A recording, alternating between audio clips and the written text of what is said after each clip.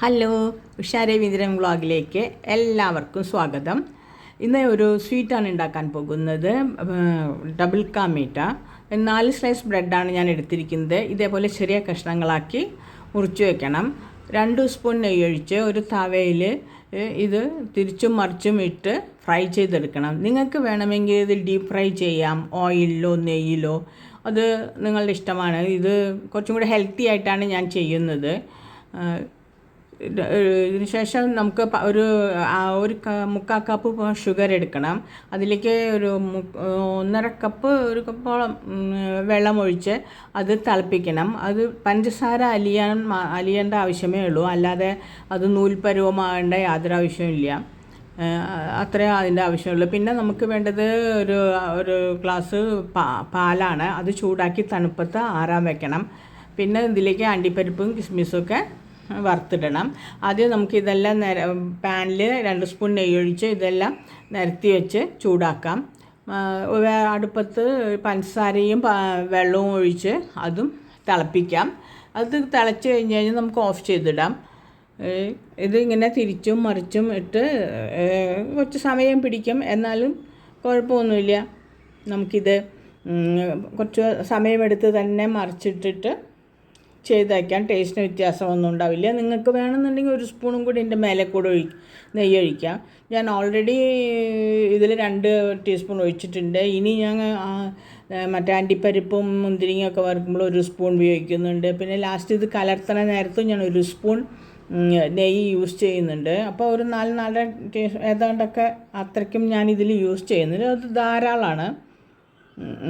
പിന്നെ ഇനി ഇതെല്ലാം എടുത്ത് നന്നായി ഒരുവിധം എരിഞ്ഞെന്ന് തോന്നിക്കഴിഞ്ഞാൽ ഇതെല്ലാം എടുത്ത് പഞ്ചസാര പാനിയിലേക്ക് നമുക്ക് ട്രാൻസ്ഫർ ചെയ്യാം. അതിൽ കിടന്ന് ഇതിൻ്റെ ഒരു ഭാഗം മുഴുവൻ ആദ്യം എല്ലാ ഭാഗങ്ങളും നിരത്തി വെച്ച് അവിടെ എല്ലാം പഞ്ചസാരയും പനി ആയി എന്ന് കണ്ടു കഴിഞ്ഞാൽ നമുക്കതെല്ലാം വീണ്ടും തിരിച്ചിട്ട് മറുഭാഗത്തും പഞ്ചസാര ലൈനി ആവണം. പെട്ടെന്ന് തന്നെ ഇതെല്ലാം ബ്രെഡ് ഇത് അബ്സോർബ് ചെയ്യും, ഈ പഞ്ചസാര ലൈനിയെല്ലാം.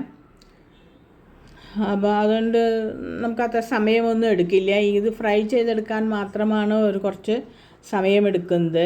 എളുപ്പത്തിൽ ചെയ്യണമെങ്കിൽ ഓയിലിൽ ഫ്രൈ ചെയ്തെടുക്കാം. ഈ ബ്രെഡ് വല്ലാതെ എണ്ണ കുടിക്കും എന്നുള്ളത് കൊണ്ടാണ് അത് വേണ്ടാന്ന് വെക്കണത്. അപ്പോൾ അതിനേക്കാളും നല്ലതാണല്ലോ നമുക്ക് ഇത്രയും ഹെൽത്തി ആയിട്ട് ഉണ്ടാക്കാമെന്ന് വിചാരിച്ചിട്ടാണ് ഈ ഓയിലിൽ തന്നെ ഇത് കുറച്ച് സമയമെടുത്ത് ഇത് ഫ്രൈ ചെയ്തുകൊണ്ടിരിക്കുന്നത്. നമുക്കിനി ഇത് ഓരോന്നായിട്ട് നമുക്ക് മറ്റേ പഞ്ചസാര ലൈനിയിലേക്ക് ഇട്ട് പരത്തി വെച്ച് കൊടുക്കാം. അത് കഴിഞ്ഞിട്ട് വീണ്ടും ഇതൊന്നും കൂടെ നമുക്ക് തിരിച്ച് ഇട്ട് കൊടുക്കണം. അങ്ങനെ 2 സൈഡിലും പഞ്ചസാര ആവണം. അതിന് വേണ്ടിയാണത് തിരിച്ചിട്ട് കൊടുക്കണം എന്ന് പറയുന്നത്. അപ്പോഴേക്കും തന്നെ നന്നായിട്ട് നല്ലപോലെ ഇത് സ്മൂത്തായി കഴിഞ്ഞിരിക്കും. ഈ സമയം കൊണ്ട് നമ്മുടെ പാലൊക്കെ ചൂടാറിയിട്ടുണ്ടാവും. അതുപോലെ തന്നെ നമുക്ക് മറ്റടുപ്പത്ത് 1 സ്പൂൺ നെയ്യൊഴിച്ച് അണ്ടിപ്പരിപ്പും മുന്തിരിയും പിന്നെ വേറെ എന്തെങ്കിലും നട്ട്സൊക്കെ ഉണ്ടെങ്കിൽ എല്ലാം ഇട്ട് ആൽമണ്ട് എല്ലാം ഇട്ട് നമുക്ക് ഒന്ന് ഫ്രൈ ചെയ്ത് എടുത്ത് മാറ്റി വയ്ക്കാം. അതും ഈ നേരം കൊണ്ട് ഇതൊക്കെ ഫ്രൈ ചെയ്ത നേരം കൊണ്ട് അതും ചൂടാറി കിട്ടും. എല്ലാം പതുക്കെ എന്നിട്ട് എല്ലാം കൂടെ നമുക്ക് യോജിപ്പിച്ച് എടുക്കാവുന്നതാണ്. അപ്പം ബ്രെഡെല്ലാം ഞാൻ അതിലേക്ക് മാറ്റി വെച്ചിട്ടുണ്ട്. ഇനി അതൊക്കെ ഒന്ന് തിരിച്ചിട്ട് കൊടുക്കാം. പാത്രത്തിലേക്ക് മാറ്റിയിട്ടുണ്ട്.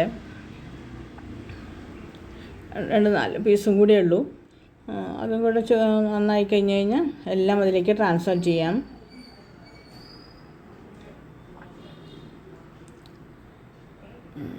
എല്ലാം ഇങ്ങനെ നിരത്തി വെച്ച് കൊടുത്തിട്ടുണ്ട്. വീണ്ടും എല്ലാം ഓരോന്നായി മറിച്ചിടുകയാണ്. നന്നായി തന്നെ ഇപ്പം അതിൽ തുള്ളി പഞ്ചസാര ഷുഗറിൻ്റെ ഒരു ലായനി പോലും അതിലില്ല. എല്ലാം ഇത് അബ്സോർബ് ചെയ്ത് കഴിഞ്ഞു. തിരിച്ചും മറിച്ചും ഇട്ട് കൊടുത്തപ്പോൾ എല്ലാം ബ്രെഡിലേക്ക് തന്നെ പകർന്നു കഴിഞ്ഞു. ഇനി ഇതിൽ നമ്മൾ തിളപ്പിച്ച് ചൂടാക്കി വെച്ചിട്ടുള്ള പാല് നമുക്കിതിൻ്റെ മീതെ ഒഴിച്ചു കൊടുക്കാം. ഈ പഞ്ചസാര ലായനിയും പാലും രണ്ടും കൂടെ മിക്സ് ചെയ്ത് വരുമ്പോഴേക്കും ഇത് ശരിയായി കിട്ടും.